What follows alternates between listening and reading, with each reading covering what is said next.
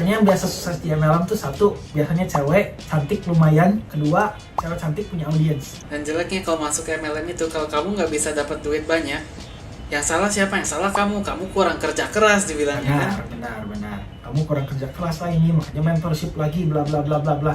Terus tipuan ketiga tuh Ponzi. Tahu Charles Ponzi nggak? Pernah dengar Ponzi scheme sebenarnya. Ponzi scheme.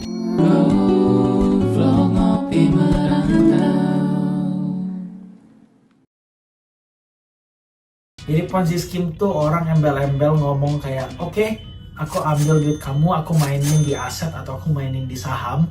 Udah aku mainin di saham, padahal dia mah ngemainin.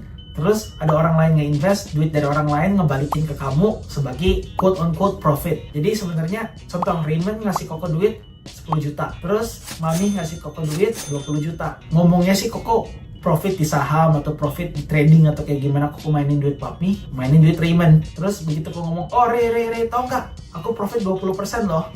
Oh ya? Coba lihat aku mau take profit dong. Koko balikin lah duitnya. Itu Koko ngambil dari duit Mami. Terus gara-gara Raymond deposit, kayak judul lah, deposit. Udah menang gede, deposit tambah gede lagi. Wah, aku profitnya lumayan gede nih. Raymond deposit lagi, Koko lebih gede lagi duitnya. Biar profitnya ngomongin lebih gede lagi. Cuman mereka tuh ngambil duitnya bukan dari emang benar trading atau dari apa. Mereka ngambil duitnya dari duit orang lain. Jadi lama-kelamaan Ponzi bisa tutup atau orangnya kabur. Itu Ponzi. Jadi kalau ada orang bukan institusi, bukan orang yang emang di-manage sama koalisi itu ASIC, Australian Security Investment Commission, bukan broker, gimana ya? Bukan broker beneran broker, atau emang orang kayak, oh aku jago saham, aku mainin, dan dia bukan institusi, itu harus diwaspadain. Bisa jadi dia Ponzi. Harus hati-hati. Kamu pernah kena Ponzi? Pernah. Nah, cuman di situ Koko profit. Udah kamu profit, kamu langsung cabut aja. Mau deposit lagi nggak? Kagak. Jadi cabut, kamu profit. Ya, cabut, Koko profit dulu di Ponzi. Jadi kamu nggak hilang duit. Dulu tuh Koko ada. Tapi orang-orang yang udah keburu ngasih banyak sebelum dia kabur hilang duit semua. Ya, orangnya bisa jadi kabur dengan depositnya orang-orang lain. Iya. Jadi ambil duit, balikin duit, ambil duit, balikin duit. Gak tau sampai berapa duitnya terus orangnya cabut. Itu namanya Ponzi scheme. Sering dengar ya, di Indo juga banyak tuh kayaknya Ponzi. Itu yang pertama kali bikin tuh namanya Charles Ponzi. Ada yang ngomong cryptocurrency itu Ponzi, cuma menurut Koko bukan. Soalnya Bitcoin itu menurut Timothy Ronald adalah solusi yang Koko sendiri agree. Koko dulu pernah kena Ponzi, Koko deposit tuh dari awalnya tuh Koko deposit $500. Terus dia balikin. Aku main ini tradingnya tuh dulu di apa? Di indeks Hang Seng namanya, indeks China, indeks Hang Seng katanya. Oke, Koko invest $500, dimainin, dibalikin tuh $100. Jadi total balance Koko $600. Oh ya, cepet banget ya, cuma beberapa hari cuma langsung dapat cepet. Oke, Koko invest lagi jadi $800. $800 dibalikin $300. Oh, aku hari ini profitnya gede nih, 30%, 50%. Lumayan main trading di Hang Seng, bla bla bla bla. Ini strateginya, dikasih tahu semua strategi dan lain-lainnya, invest kemana dikasih tahu. Terus udah kayak gitu, aku deposit lagi. Udah dapat cuannya mau dideposit lagi nggak? Oke, jebret, dapat lagi 50%, jadi 1.500. Terus Koko ngomong, aku mau nyoba nih, withdraw fund, mau withdraw berapa? $500. Oke, Koko withdraw tuh $500. Cuman Koko ngomong sama Papi dulu dulu ada mentornya dia bisa trading. Terus Koko ngasih tahu dana dia ke dia, Koko investasi ke dia. Mentor. Ya, Koko investasi ke dia, Koko investasi ke dia, terus dia ngajarin Koko cara trading. Plus dia mainin dana Koko, dia dapat komisi dikit dari dana Koko dan Koko dapat duitnya balik. Kata Papi, hati-hati Ponzi. Coba cari Ponzi apa. Oh ya udah, Koko carilah Ponzi scheme di internet. Nah itu kenapa Koko bisa tahu yang namanya Charles Ponzi. Oh, red flag semua keluar gitu. Ya, Ponzi. red flag semua keluar. Makanya Koko mikir kan di sana, wah ini orang jangan-jangan Ponzi. Meskipun aku desperate duit dan aku dapat duitnya sekarang, aku coba WD lah. Kau ngomong lah sama orangnya. Aku mau nyoba WD semuanya, siapa tahu duitnya ketarik. Aku nggak tahu kan siapa tahu Ponzi. WD itu apa? Withdraw. Oh. Aku mau withdraw semuanya, cobain. Soalnya aku dengar banyak nih sekarang kasus-kasus Ponzi atau kayak gimana. Aku cuma mau jangan ngomong kalau, kasus Ponzi lah. Enggak, aku mau ngemastiin kalau misalnya lu bukan Ponzi. Dan aku bakal deposit lagi kalau misalnya lu bisa nge-withdraw semua dana lu. Kau ngomong gitu. Terus ngomong, oh aman bos, nih duitnya ditransfer ke Koko. Terus Koko kan ngomong Koko pengen deposit berapa. Soalnya Koko tuh pengen deposit lebih gede lagi. Kemungkinan Koko pengen deposit 2.000-an atau 3.000-an. So, cuman Koko pengen ngemastiin kalau Koko tuh bisa nge-withdraw semua dana Koko. Ya kasihlah dananya ke Koko jebret, masuk ke bank Koko. Udah masuk ke bank Koko, oh oke, depositnya tunggu ya. Terus Koko nggak masukin deposit. Ya begitulah. Jadi Koko pernah kena Ponzi, cuman Koko cuan. Kenapa? Soalnya Koko nggak deposit lagi. Menarik. Koko lupa nama orangnya apa, pokoknya nama Instagramnya tuh something trading, Koko juga lupa. Ini ada satu cerita lagi.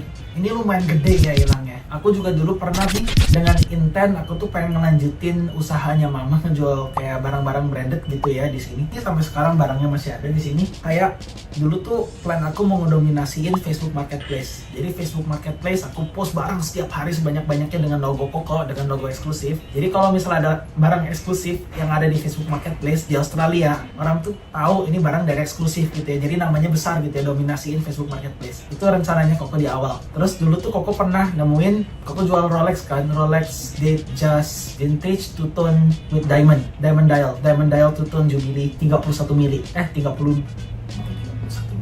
Berapa mili ya lupa, Koko juga udah lama. Nah, itu Koko inspect kan, ada orang mau inspeksi. Oke, Koko bawa 2 jam, sengaja buat nge-upsell jam sebelahnya. Udah Koko bawa 2 jam tuh, ini Rolex pertama yang kamu mau. Koko tawarin ke dia tuh harga di angka $9.800 kalau nggak salah, 9.800-an. Terus yang Rolex kedua yang sampai sekarang masih ada di sini, ya aku tunjukin barangnya. Kalau mau beli harganya di 120 juta. Sekalian promosi ya. Sekalian promosi. Bisa dicek di IG-nya di Exclusive Mention. Ini barangnya.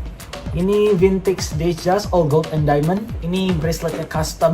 So dialnya ini original dial with diamond all gold 18 karat. Ini braceletnya custom with diamond juga, semuanya real diamond. Itu ya karatnya lebih kecil lah, bisa jadi 14 karat ke bawah atau 14 karatan braceletnya di sini. Ini comes with original box, Rolex box, and ya harganya di $12.000 Australia. Gold sekarang lagi naik banget ya, makanya ini adalah sebuah aset.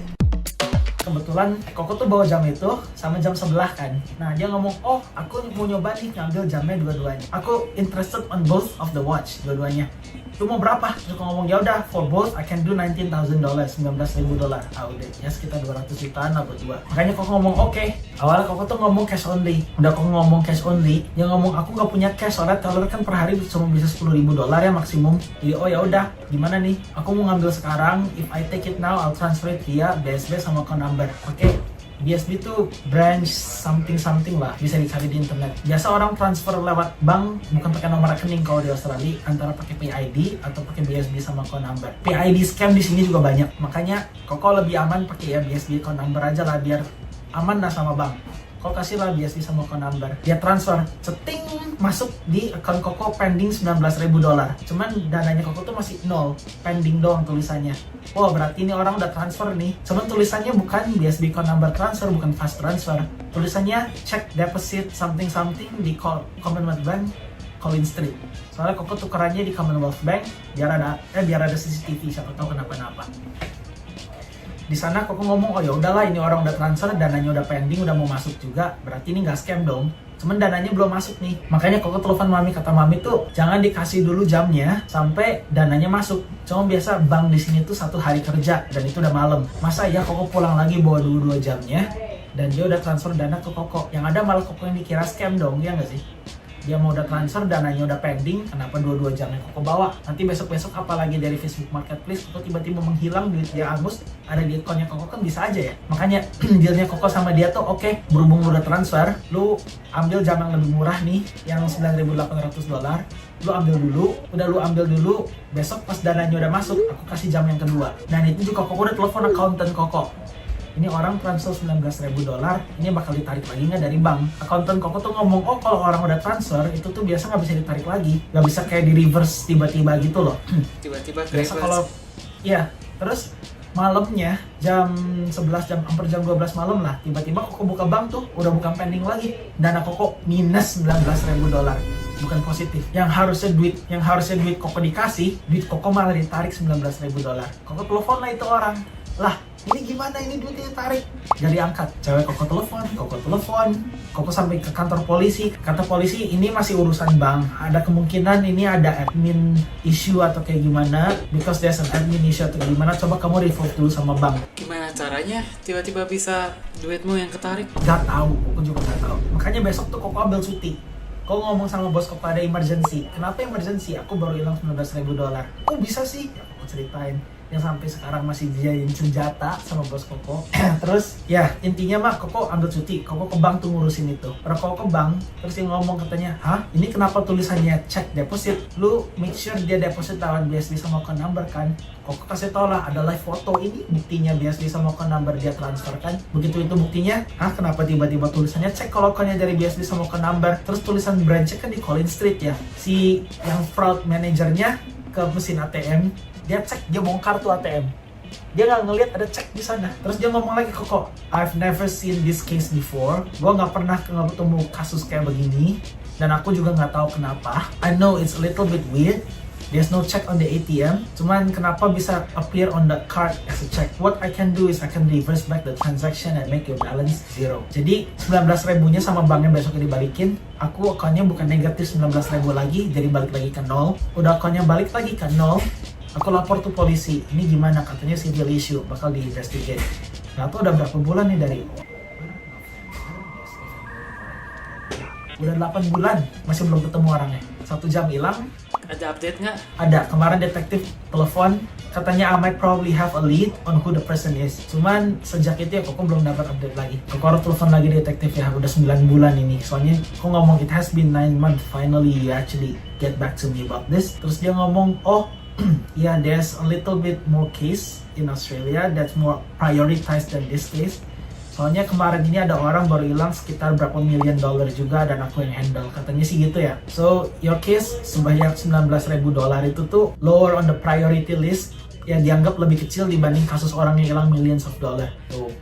Jadi sampai sekarang ya, Koko datang ke kantor polisi aja, mereka ngomong, oh yang handle kasusnya si inilah. Koko ngomong tuh sama polisinya si Lachlan juga ya.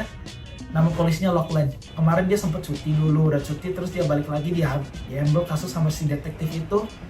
Terus dia ngomong kayak, oh aku lagi nyari CCTV footage dari Combank kemarin tuh udah lama. Sekarang sih kayaknya harusnya udah dapet ya, soalnya detektifnya telepon ke Koko.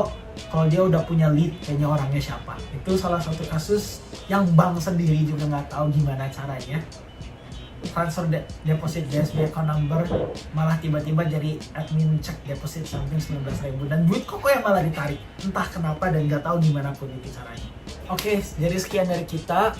Kita ngopi merantau, kita ingin membawa perspektif luar negeri kepada orang-orang di Indonesia. Sekian dari kita yang subscribe, amin, cepat kaya. Bye-bye. Amin. Bye-bye. Hey, jangan skip dulu video ini. Percaya nggak kalian kalau aku bisa bikin kartu ini melayang ya? Kalau aku bisa, kalian harus janji subscribe ke channel-channel kami dan tonton video kami yang lainnya ya. Ayo kita lihat. Hey, melayang beneran ini. Sesuai janji.